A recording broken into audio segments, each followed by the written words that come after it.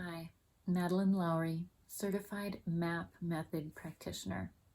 I'm here to talk about the saying, what we resist persists, and how this applies to chronic illness.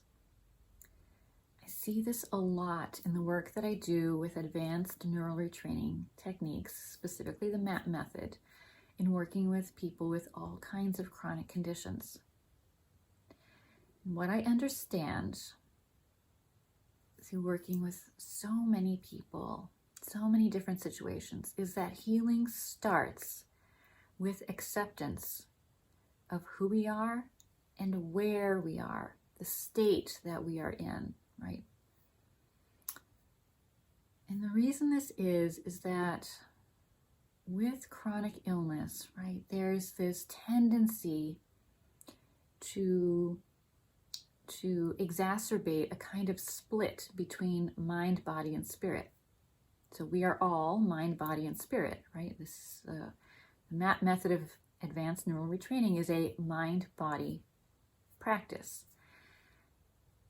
When we have a split between mind, body, and spirit, we are degrading our innate ability to heal. How can that be, right? In functional medicine and in my training, original training as a nutritional therapy practitioner, we talk about an innate intelligence inherent to the body that allows the body to heal itself, right? And so what we are doing as nutritional therapy practitioners, other functional medicine practitioners would probably say the same. What we are doing is we are trying to remove the stressors, the blocks, the barriers that are preventing the body from coming back into a state of health. But what I understand further now, having worked with subconscious mind extensively, is that innate intelligence is not something that is just integral to us, right? And it's not a static thing. It's based on a connection that we have to a kind of universal consciousness. You might think of it as a life force energy, right? This is sometimes called chi or prana, or, in other religious traditions, there are different names for it, like Holy Spirit, right? But when we need to be connected to a kind of universal field of information, right? So in physics, it's called the 0-point field. I think we're all talking about the same thing. When we are connected to this field of information, when it flows through us, right, that provides the innate intelligence for the body to begin to heal.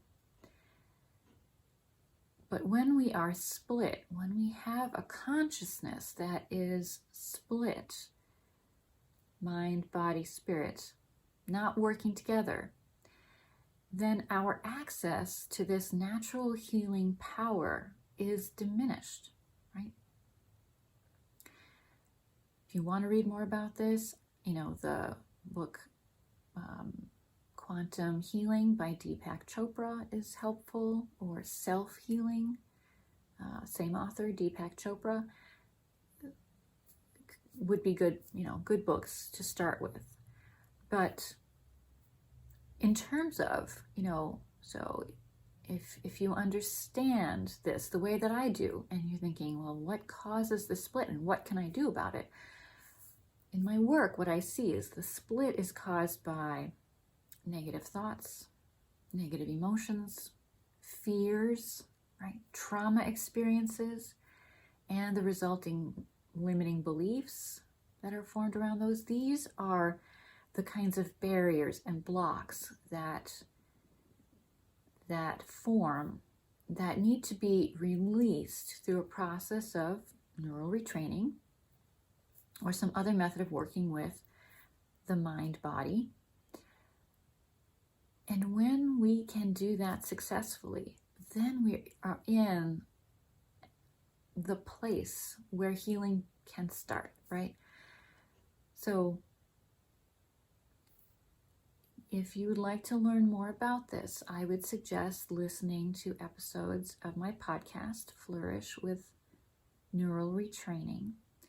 There are interviews that I've done with various clients with different kinds of chronic health conditions where they talk about the benefits that they have seen from a set of sessions around a given condition. And you know, hearing the stories, I think, is very helpful for understanding how this process unfolds, right? How it is that we can work with painful emotional memories or triggers for painful emotions and neutralize the underlying trauma experiences behind those responses, thereby releasing unconscious sources of stress that are keeping us split, that are keeping us from accessing healing and improving our health. You can also visit the website Mind Remap for Health and learn more about this particular modality if working with the mind is something that you are interested in. So, thank you for listening.